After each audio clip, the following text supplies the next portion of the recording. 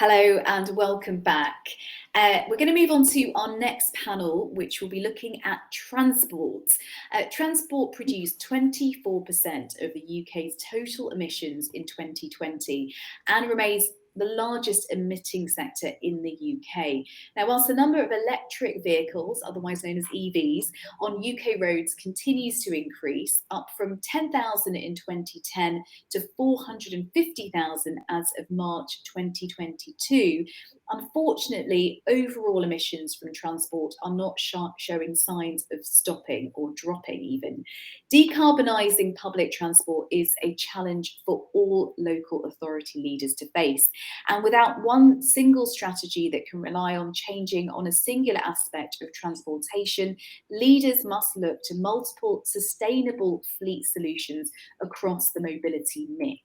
Now, in this panel discussion, we'll hear from leaders on how public sector organisations can move to sustainable public transport from EV to carbon efficient buses, and gain insight into how the public sector can overcome the challenges of implementing charging infrastructure. To explore this topic, we have a brilliant panel with us. We're joined by Simon Pope, who is a technical director and leader of WSP's Transport Net Zero team, which is currently authoring the quantifiable carbon reduction guidance on behalf of government that is set to catalyse carbon reduction in local transport planning and funding. He's advised a broad range of authorities on the scale of the decarbonisation challenge and the package of policy measures needed to address it. We also have Chris Dimitru. He is currently the London Borough of Islington's head of corporate fleet, transport and accessible community transport team. And he is the council's operators licence holder responsible for the implementation of the local authority's corporate transport policy and all that it entails, including the management of workshops, fleet and driver risk compliance, health and safety, as well as many other fleet-related functions. Katharina Winbeck is Strategic Lead Transport and Environment at London Council. Tracy Milmore is the Senior Electric Vehicle Project Officer for Durham County Council. Tracy's worked within the local authority for over 20 years in different areas providing council services. And since November 2019, she's been working on building the EV infrastructure around the Durham area, which includes rural areas and 40% of terrace housing with no garage or drive to charge a vehicle. Finally, Kim Harrison is Senior Category Lead for Fleet at Crown Commercial Service. Kim has worked in public sector commercial roles for over 14 years, including in further education, health and government.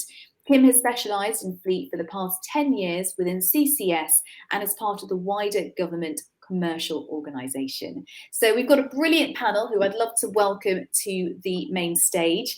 And don't forget, just like our previous panel, or if you're just joining us now, that we'd love to put your questions to our panel. So if there's anything you want to ask them, do use the Q&A function on your screen. You can also share your thoughts on LinkedIn with our hashtag PSC-365. So I thought we could start with Chris and to get a sense of how Islington Council is trying to decarbonise its fleet. Over to you, Chris. Ooh, I think that perhaps we're still waiting on Chris to come in.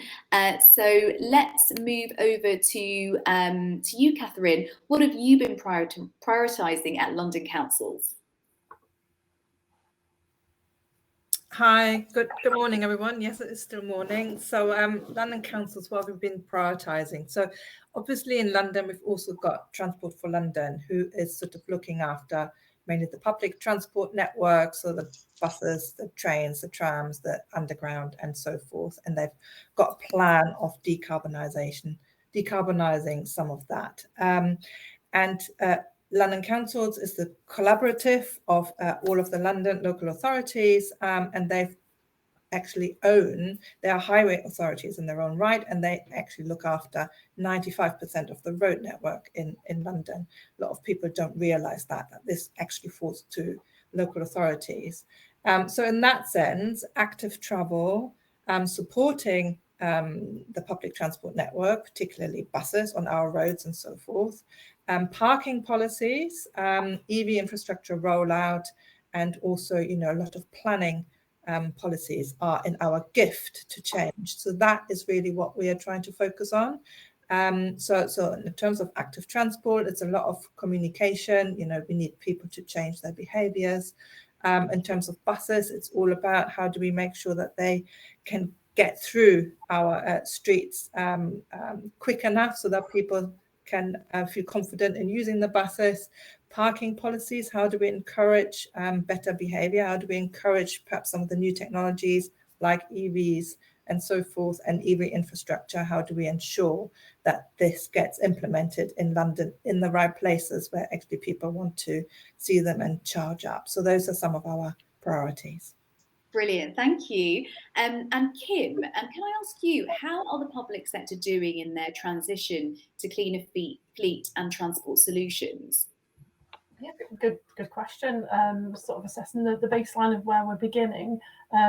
In Crown Commercial Service, we provide the routes to the market for contractually obtaining the goods and services that we need to transition to electric. So a good litmus test potentially is our what we're seeing in terms of new acquisitions of vehicles. So the decisions that local authorities and the rest of the public sector are making on their fuel types.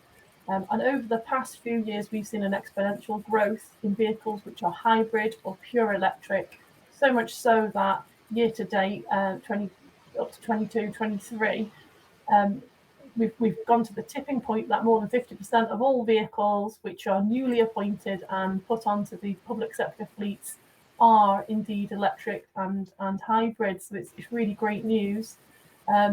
Looking at the angle from, interestingly, central government, just as a sense of working against a policy, central government are working towards the government fleet commitment to electrify. Initially, it was 25% of all cars by the end of 2022, and they reached that target as a central government cohort. And this is really reflective of everything that's happening elsewhere across the public sector. So I think so far we're picking off the low-hanging fruit. I think the years to come are going to be particularly more challenging with those operational vehicles and figuring out what we can do for citizens and employees likewise. Thank you, Kim. And Simon, let me bring you in.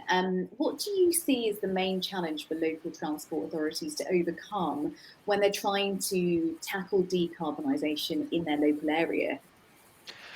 I think for me, it's probably around communications, and fundamentally how you're trying to localize what is a global problem. As Kim was saying there, zero emission vehicles, EVs, are clearly a really important part of the solution, but they're not the only solution. They're not a silver bullet. I think what we need to try and make our decision makers aware of is the scale of the challenge that exists, and providing them the evidence upon which they can make what are fundamentally some quite societal changing decisions.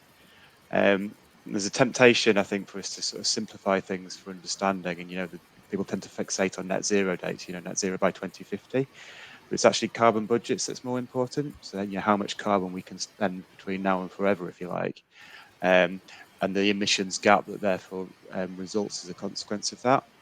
So we need to get better at articulating that to decision makers and communicating that to the public so that they can understand that, yes, EVs are part of the solution, but there are other things that we need to do as well. I think one of the main challenges for us is that the other things that we can do in the toolbox of solutions, if you like, they have an inherent bias towards more urban areas, which might mean we have to sweat urban areas harder to try and decarbonise quicker, where you've got travel choices are greatest.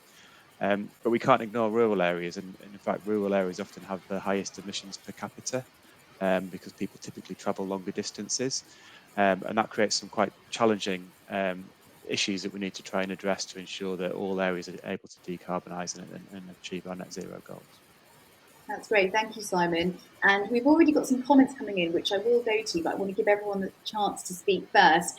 Tracy, let's go over to you, because obviously we have heard about EV, and what do you think is important for local authorities when installing EV charge points?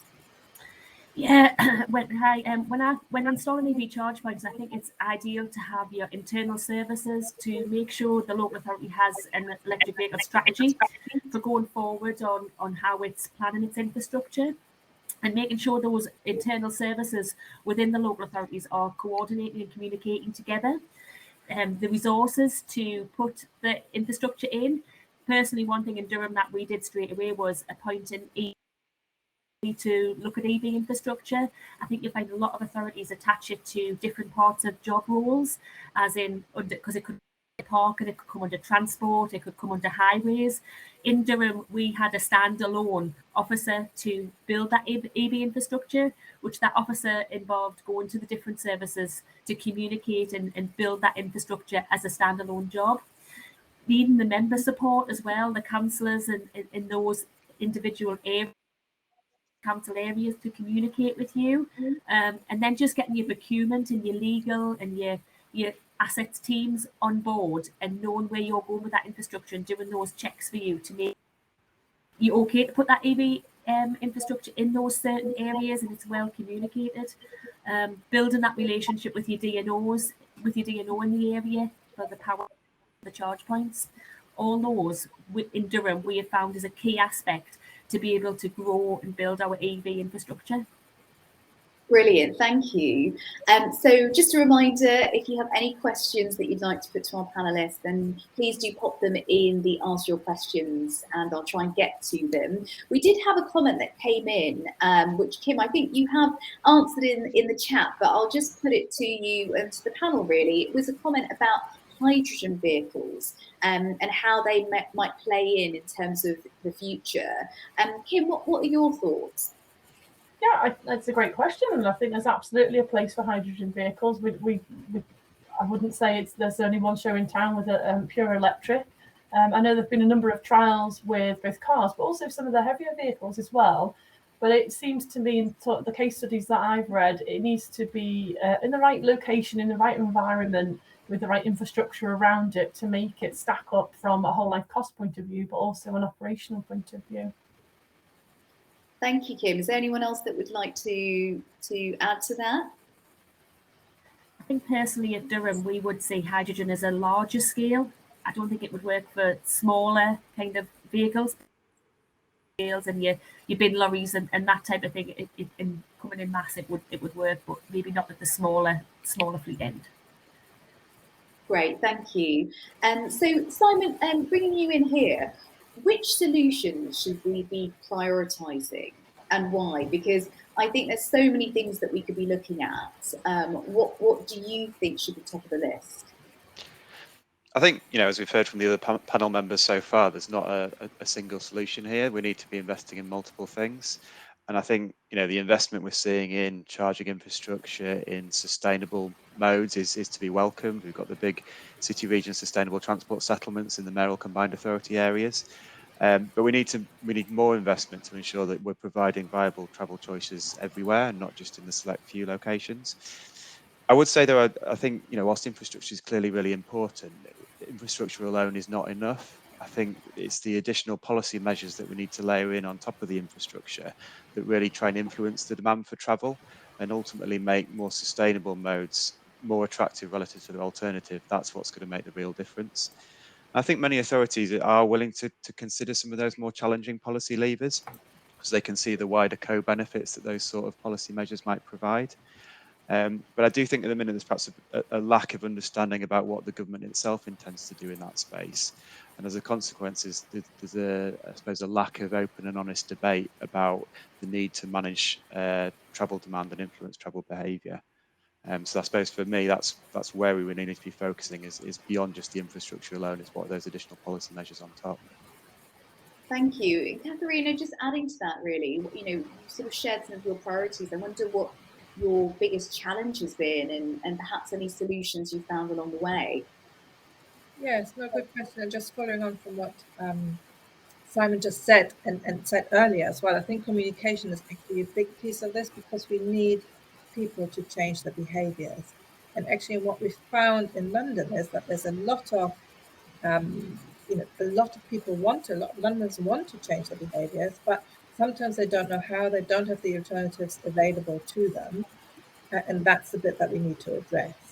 And also what Kim said earlier around, sorry, not Kim, Tracy, what Tracy said about capacity and capability in local authorities, particularly on EV infrastructure rollout, but also other initiatives. That's really important that we support that more, and that government actually sees local authorities as a key partner in delivering.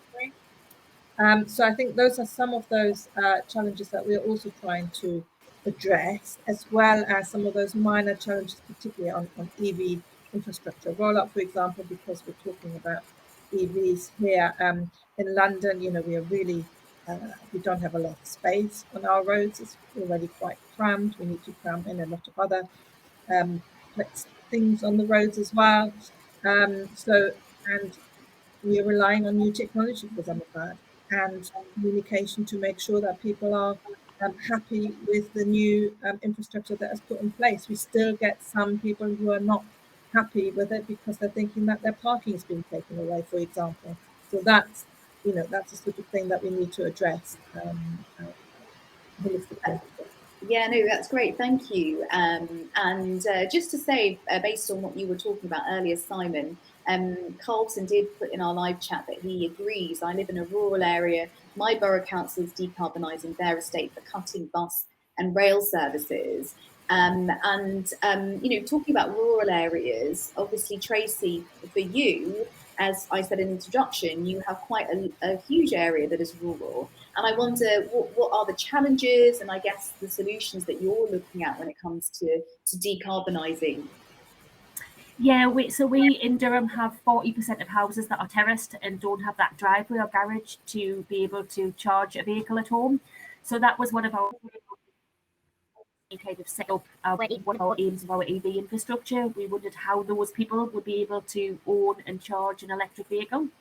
We looked at research and we found that people and residents had a willingness to walk 5 minutes to a charge point from their house. The objective was to try and put as much public charging in within a 5-minute walk of people's houses. And that's what we did in our first few years, building that infrastructure.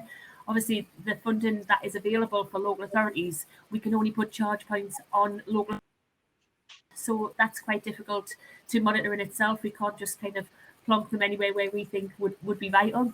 And also when it's grassed area, you would need planning permission to change that grassed area a parking area. So we can do that as well. We can look at those, but these things take time. We've gone about kind of putting the public charging infrastructure in within 5 minutes walk, within kind of community centres, leisure centres, and those car parks that are less busier on certain times of the day. But we also have a pilot scheme going which we're about to start the next month, where we're to cut into the pavement and put a gully in for still, because those people can only pay the public cost and they want to pay off their own electric because of course that is going to be cheaper for them. So we're looking at several different options, and we had the difficulty where our streetlights in Durham were also on the wrong side. So the streetlights would be on the property side and you would automatically have trailing cables across the path. So we haven't been able streetlights very often. I think there's only a couple of places where we've been able to potentially put them in with the streetlights. So we've had to work out different ways and to suit those residents. One thing that we did, which was great straight away, was we held a community residential group meeting, which we would meet on a Wednesday night and hear the thoughts of those residents, where they wanted the charge points and where we could work with them. Communicating a lot, listening to those residents and seeing how we can help them and support them in making their journey and going forward. That's brilliant. So many examples there, Tracy. Thank you for sharing those. And we only have a short amount of time left with our panelists. So if you do have any direct questions based on what we're talking about, please put that in the Ask Your Questions box. Kim, let me bring you in here. Are there opportunities to decarbonise across the wider transport supply chain that you could share? Yeah, absolutely. And I think what we're demonstrating today with the panel, we're from really diverse backgrounds. We've got it's multidisciplined, and I suppose that is the solution. It's combining together. But throughout the supply chain, there's ways to look in existing contracts. So Tracy's just talked there. One of the words I picked up was mobility. I mean, it is a mobility solution. We're talking not just about the vehicles on the road, but the alternative solutions, the digital solutions, and the intelligence that goes into that. I think that could extend through existing contracts that local authorities might have, for example, for logistics, for document management, for post. We could charge not charge, sorry, I don't mean in a financial sense, but we could instruct our supply chains to do more in the movement of the goods and services on behalf of us. So, for example, consolidating into warehouses and making the last mile deliveries to our sites cleaner and greener. We could look at things like hybrid mail, which is just a step on from the traditional postal, which saves on our impact on the environment.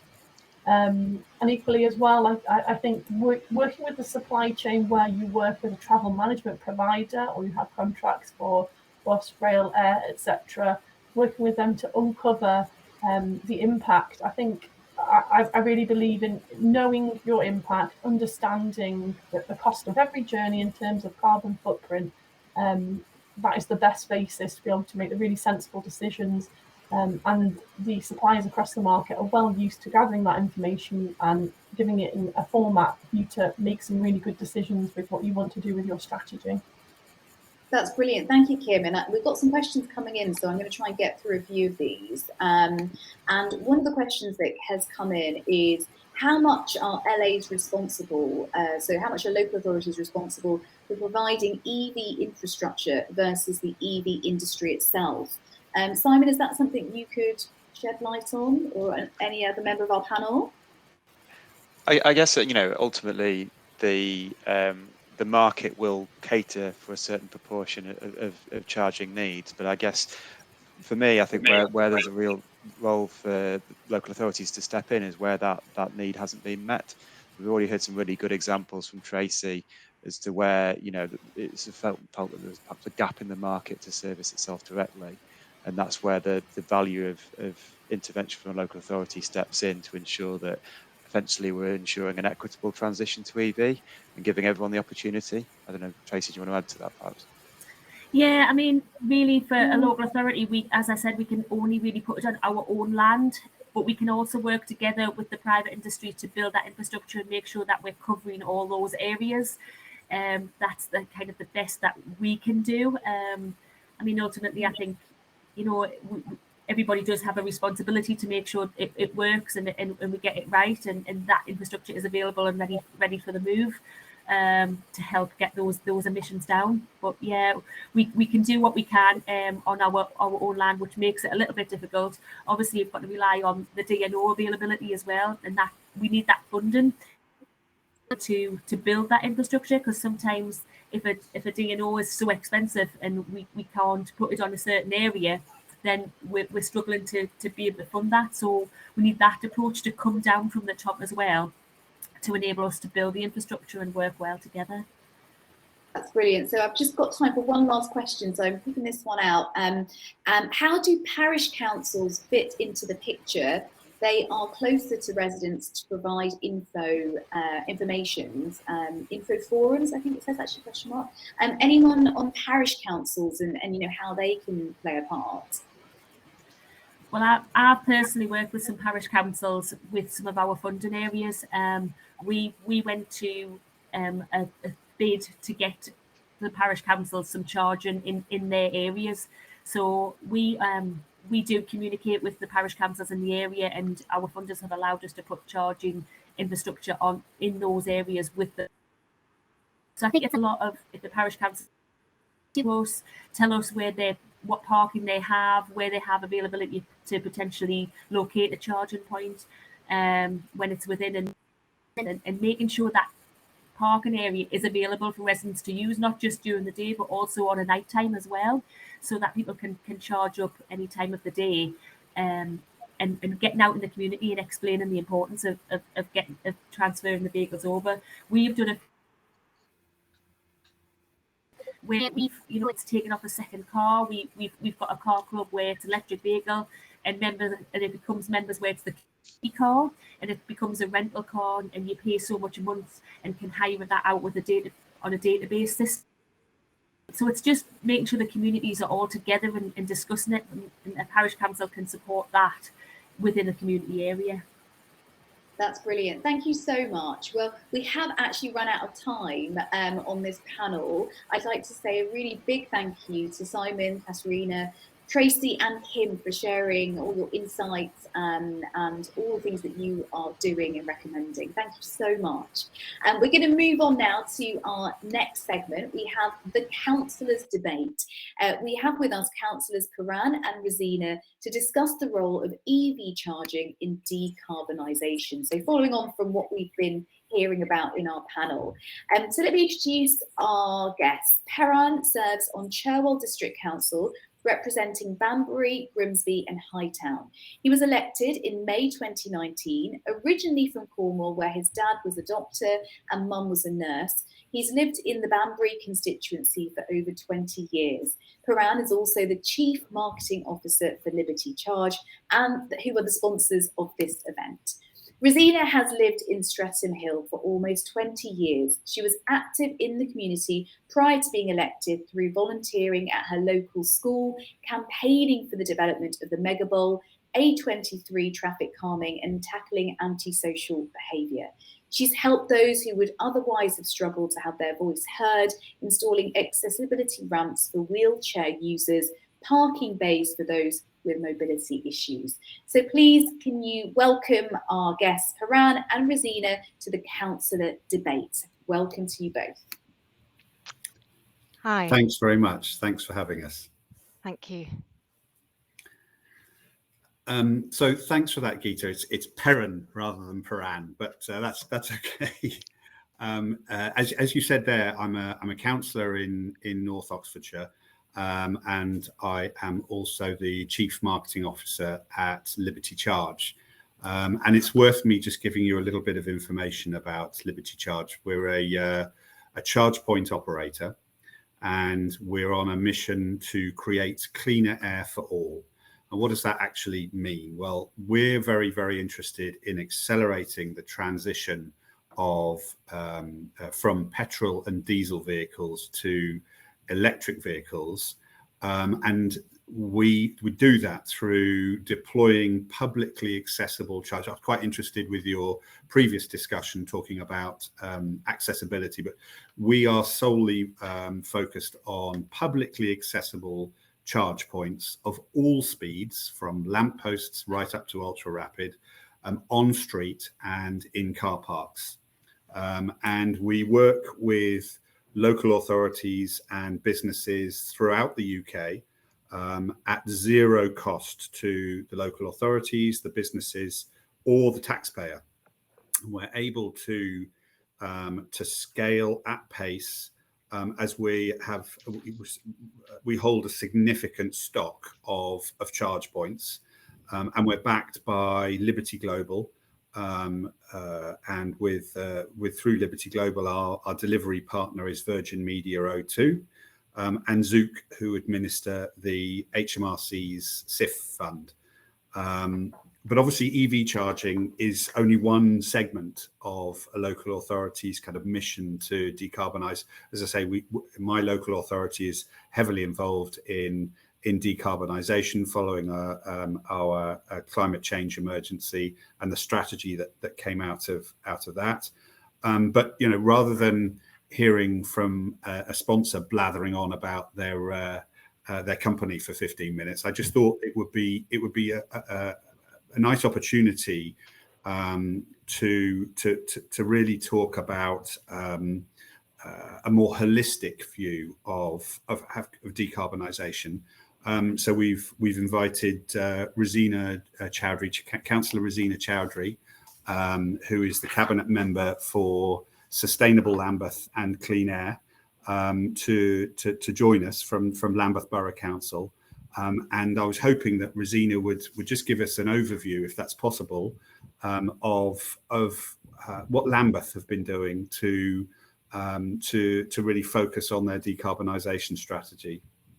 Yeah, thank you, Perrin, for that introduction. Yeah, so as we mentioned before, just listening to all the discussions around electrification of transport and the role it plays in decarbonisation. I mean, we understand that role in Lambeth. And a large proportion of the vehicles using the Lambeth road network have little option to switch to more sustainable modes, or like electric cargo bikes, which we're encouraging and rolling out. So we recently launched the curbside strategy, because we think reallocating curbside space is fundamental in helping people to make the switch to electric, ensuring that people who need to drive can charge their vehicle conveniently and reliably.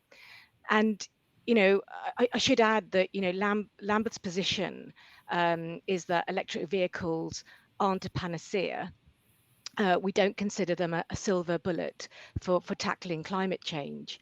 So we want to strike a balance between curbside space that's used for charging purposes with other uses which promote more active travel, like walking, cycling and public transport, because the environmental and carbon impacts of these travel modes are lower than electric vehicles.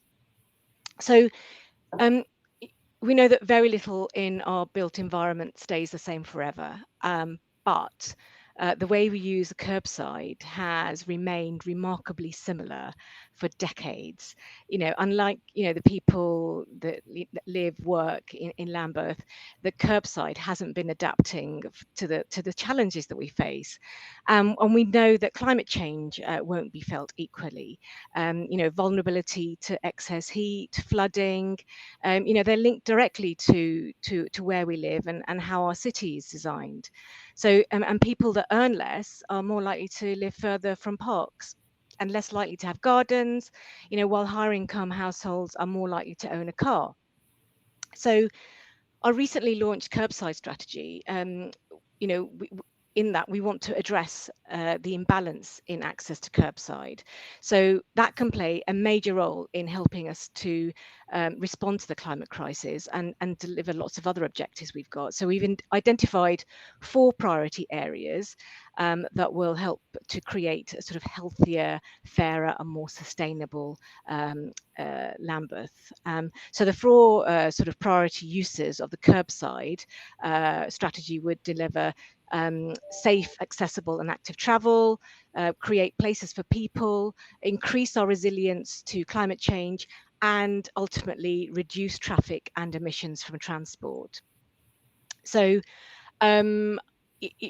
just to give you a bit of idea about the curbside in Lambeth, because I've mentioned it a few times already and I'm very proud of that strategy, you can tell. There's 579 kilometers of curbside in Lambeth, and that is equivalent to 194 football pitches, which is the largest piece of public realm that we have control over. And currently 94% of that is used to manage and maintain cars. And in our climate action plan, we committed to reducing traffic by 27% by 2030. And even in this ambitious scenario, there's going to be thousands of trips every day, by motor vehicle in Lambeth. So we do need to support these trips, and we need to support the switch to more sort of lower impact ways of moving around the borough. And we want to do this by providing an accessible network of shared vehicles paired with an extensive network of electric vehicle charging points. And because only a small proportion of Lambeth residents can park their car off street to charge, it's essential that public charging is available to support that transition to electric vehicles. So our investment in charging infrastructure is going to be prioritised in the curbside. because we want to make sure that pavements are kept clear and are in line with inclusive design principles. So as I mentioned before, it's, the curbside is the single largest space we have. It's a public space. It belongs to all of us. And our curbside strategy sets out the ways we're going to ensure that our use of this great asset will ensure, will help to tackle the climate crisis. We need to reduce negative impacts of the car trips as much as possible, and we'll do this by using our curbside and to provide for zero emission vehicles, including convenient, accessible shared vehicles. So hopefully that gives you a bit of an idea of where we're at in Lambeth. I mean, I could, give you a bit more detail about the curbside and what our kind of basics are, but yeah, I hope that helped. No, that's absolutely fascinating. Thanks for that, Rosina. I'm interested in particular, you mentioned shared car ownership, and at Liberty Charge we work very closely with enterprise to roll out car clubs, and I think that over the course of the next few years, there's going to be a significant increase in the use of car clubs, particularly initially in urban areas, for obvious reasons. But it would be, I think we need to be looking at a national rollout of car clubs. And I'm just wondering whether you have any more information about car clubs, in particular within Lambeth. Because I think this is a huge opportunity for the whole of the UK to really try and think again about our vehicle usage and vehicle ownership with a view to reducing CO2 emissions. Yeah, absolutely. And we're seeing a real growth in car clubs. I mean, while in Lambeth, 60% of our households don't own a car. That's not to say that people don't use a car. They may well be using. I'm not going to specify any particular brands of car clubs, but we have a diverse range of car clubs in Lambeth, and we hear from a lot. They're very keen to work with us, and now that they've heard about our curbside strategy, they're very keen to use that space. And we're keen to roll out the curbside so that more and more we can have more car clubs, and our ambition is to have one on every street in Lambeth, and going down the route of electric cars, we need to make sure that our curbside is fit for that. Yeah. So it's again working with the different types of car clubs and finding out what their capabilities are, because we really do want to move away from fossil fuel, and we want to make sure that our curbside is much more geared towards electric vehicles, and that way we can encourage more people to make that switch. Because the other thing we're doing in Lambeth is we're also kind of like looking at how we charge people around parking. So we're looking at emissions-based charging. So the more you pollute, the more you pay, and that is one way to incentivize change. People might look at that and think, well, actually, do I want to pay to park a huge SUV when I could actually be using a car club whenever I need it? Yeah, no, I think it's a really good point, and it's the right strategy to go down. My personal view is that increasing charging is fine, but you have to have the infrastructure in place first. Otherwise, people feel that you're simply penalising them. So, and we know that nationally we are woefully behind where we need to be on EV infrastructure. The government's, and I know it's a debatable number, but the government's ambition of 300,000 publicly accessible charge points by 2030, we're currently at 12% of that. We're way off where we need to be. And you speak to any EV driver, and I was looking at some of the comments that were in the previous chat, and people talking about driving from Scotland to Wiltshire. It's a bit of a mission at the moment, and it really shouldn't be.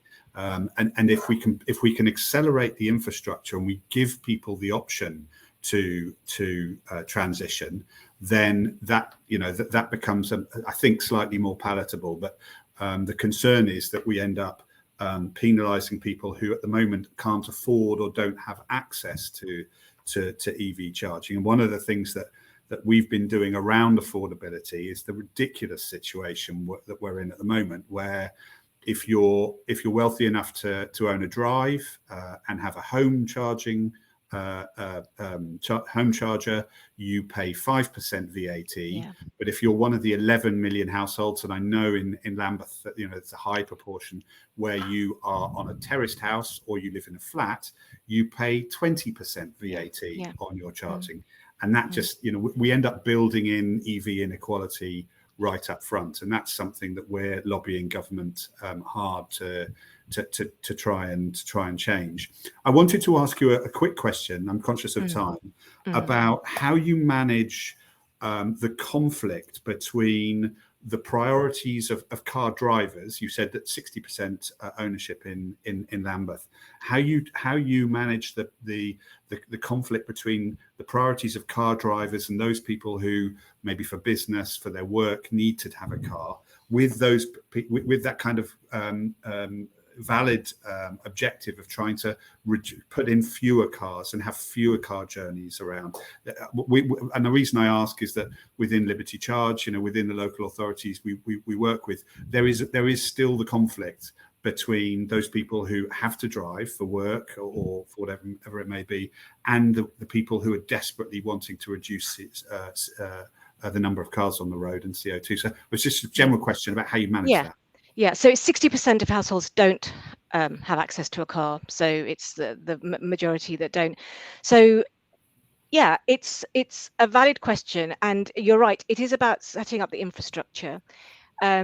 It's about listening, engaging. When we were, rolling out our low traffic neighborhoods, there was a lot of engagement working with businesses. And similarly, we have the business improvement districts across Lambeth in our towns, whether it's Streatham or West Norwood or Brixton or Vauxhall. We work with the bids, we work with the businesses to find out what their issues are. We've rolled out electric cargo bikes across the borough, and each business hosts one of them, so they're responsible for looking after it, maintaining it, and those get used quite often. We are looking at other ways of supporting local businesses, working with the bids, things like setting up drop off and pick up points for shopping. So if people, encouraging people to leave their car at home when they go shopping in the town centre, and maybe having a place where they can drop their shopping off and that gets delivered to them later. So that's one option we're looking at. But there are, I'm sort of like steering clear of using words like exemptions. I think that's what people would like to see, but we're looking at other sort of creative and innovative ways of getting people to change their behaviors, think differently about how they move themselves or move things. It's not easy. Nothing worth doing is ever easy, and there's a massive behavior change. And in Lambeth, I think it's slightly easier because so few of our residents have access to a car, so we don't have that much. It's still challenging. We have exemptions. I guess they're different types of challenges. So within Lambeth, you'll have your own particular challenges, but for lots of more rural local authorities, I think the challenges are completely different. And so I don't think there's a kind of one size fits all. It really does come down to I guess councillors like us, Rosina, who understand our own local authorities and work out what works and what doesn't work. And we know that this industry, from an EV charging perspective, is very much in its infancy. We've got all sorts of interesting models that are coming to market. And we also know that, frankly, and I can say this as a councillor, there is a lack of access to independent expert advice on this. So You know, that I think there's a very quick learning job that the industry needs to do to make sure that we're able to tailor our solutions to our own local authorities. But you know, just very briefly, last quick question, Rosina, how successful do you think you've been so far in implementing your strategy? So the curbside strategy launched at the end of January, and we're going to be building on things that we've already been doing. So these aren't new ideas, but things like, you know, building trees on the curbside rather than the pavement. It's been really, really well received, and people are going to be applying for parklets soon. Businesses will be applying for parklets so they can have tables and chairs outside. And lots more cycle storage going in. So yeah, so watch this space. So we've got a lot to do in the next 2 to 3 years, but yeah, everyone's very excited about it. Yeah, no, that does sound like a really interesting challenge. I mean, I guess our biggest challenge is around speed. We want to move much faster than where the industry is able to at the moment. And I know that local authorities are instinctively apply for funding from the likes of Levi funding for solutions. And at Liberty Charge, we work with local authorities, whether they have Levi charging or they don't have Levi charging. So and it's very much a horses for courses. I don't think there is one solution that should be templated across the UK. Very, very different nuances throughout. So I think we're in for a very, very interesting few months and years in the EV charging world. And obviously, this is all just, as I mentioned before, this is one small slice of the overall objective, which is to reduce CO2 emissions and part of an overall active travel strategy that includes electric scooters, electric bikes, hopefully electric buses as well. Particularly in rural environments, the importance of buses is absolutely critical. And we've got a long way to go towards that. And you've mentioned, Rosina, the car clubs there as well. So I think we're undergoing an overall period of change.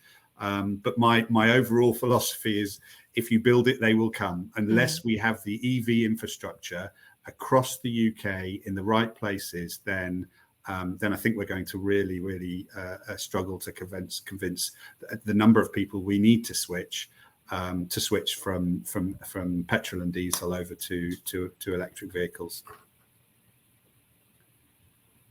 Yes, I agree. That's fantastic. Thank you so much to both our speakers there for taking the time to talk to us about the role of EV charging and decarbonisation. Absolutely fascinating and amazing to hear what's going on in Lambeth specifically too. We're going to take a break now, but just to remind you that you can explore the PSE 365 platform, explore our digital marketplace, and also there is the speed networking function, so you can have conversations outside of the main stage area. We'll see you for the next session at 11:35. Thank you.